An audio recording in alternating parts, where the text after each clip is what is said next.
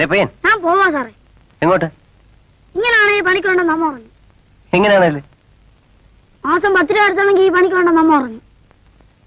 അതാടാ 10 രൂപയ്ക്ക് അത്ര വിലയില്ലേ? നിനക്ക് എന്തുകൂടെ ജോലി? ഒരു ദിവസം എങ്ങനെ 2 പ്രാവശ്യത്തിനുള്ളിൽ സാധനം കോർട്ടിന് പുറത്ത് പോകില്ല. അത് പോയാലേ പറിക്കൊണ്ടേ കാര്യമുള്ളൂ. പിന്നെ 10 കിട്ടിയാ പോരെ? ഒരു തവണയോ 10 തവണയാവട്ടെ. ഒരു തവണ പോയി കുഞ്ഞെടുത്തോണ്ട് വരുന്നതിന്റെ പാട് അപ്പഴേ അറിയും.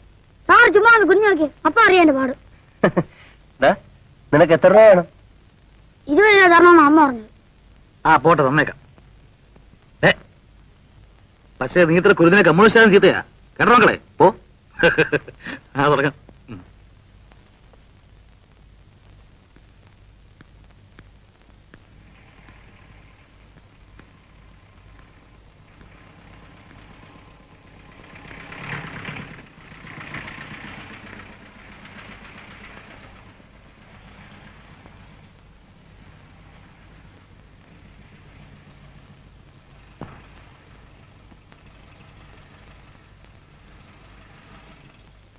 സാർ ഇന്നത്തെ ഞാൻ പോയിക്കോട്ടെ. എങ്ങോട്ടാ? ഈ വീട് വാടകയ്ക്ക് എടുത്തിരിക്കുക. എന്റെ മാമൻ എല്ലാ ഏർപ്പാടും ചെയ്ത. മാമൻ പറഞ്ഞിട്ടുണ്ട് അവര് നാളെ സഹായത്തിനൊക്കെ ചെല്ലണം. ആരാണ് താമസിക്കാൻ വരുന്നത്? അതറിയല്ല. അവര് നാളെ വരത്തുള്ളൂ. എന്റെ മാമനായി വണ്ടിയെല്ലാം ഏർപ്പാട് ചെയ്തു. ഞാൻ നാളെ കൃത്യം 4 മണിക്ക് എത്തിക്കൊള്ളാം.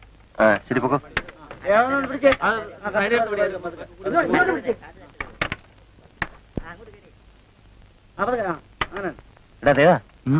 എനിക്കൊരു സംശയം. ഈ വീട്ടിൽ ആൾക്കാർ താമസിക്കാൻ വന്നാലേ നമ്മുടെ കളിയൊക്കെ വെള്ളത്തിലാവൂ? വെള്ളത്തിലാകുന്നവർ കളിക്കാം. വെള്ളത്തിന്റെ കാര്യം പറഞ്ഞ പോർത്തെ ഇന്ന് എത്ര തീയതി? 1. അപ്പൊ ശമ്പളം കിട്ടിയ ദിവസമല്ലയോ? അപ്പൊ 11 മണിയുള്ള ആഘോഷമൊന്നുമില്ലയോ? അയ്യോ, അത് ഞാനങ്ങ് മറന്നുപോയി. അങ്ങനെ മറക്കണ്ട. 1-ാം തീയതി ആണോ ശമ്പളം കിട്ടുന്ന ദിവസമാണോ 11 മണിയുള്ള